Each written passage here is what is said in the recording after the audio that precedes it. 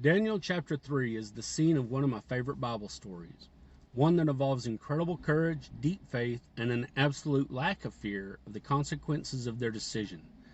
Daniel chapter 3, verse 17 through 18. If that's the case, our God, whom we serve, is able to deliver us from the burning fiery furnace, and he will deliver us from your hand, O king. But if not, let it be known, we do not serve your gods, nor will we worship the gold image which you have set up. Let's cut through the fluff here. This is the kind of faith that modern Christianity rarely talks about. It's not the prosperity gospel kind, not the God will always rescue you kind. It's not even the just pray and it'll all work out kind. No, this is defiant, fiery furnace faith. The kind that stands when everything around you screams, bow or burn. Shadrach, Meshach, and Abednego didn't hope God would show up. They knew he could, but they made it clear, even if he didn't, they weren't about to sell their souls just to fit in.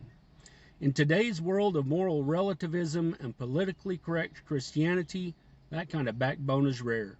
We're raising generations in churches that don't want to offend, they don't want to confront, and they certainly don't want to sacrifice attendance for truth.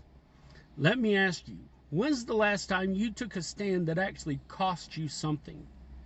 We say God is good when the bills are paid, when the job is stable, and when the sickness is healed. But what about when he doesn't deliver? When the marriage fails? When the healing doesn't come? And when the furnace gets hotter? Would you still stand? Or would you bow just enough to blend in? This is a gut check. Not just for you, but for me too. Here's where we need to get real.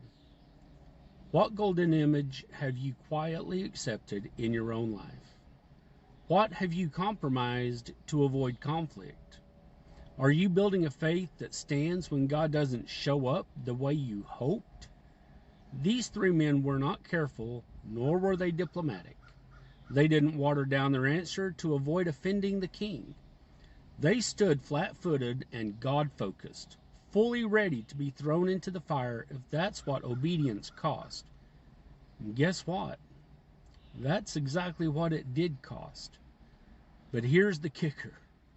They met Jesus in the fire. That's where he still shows up, in the fire, with the faithful. Let's stop bowing to convenience. Let's stop blending in to survive. Let's start standing, even if it means we burn. Let's talk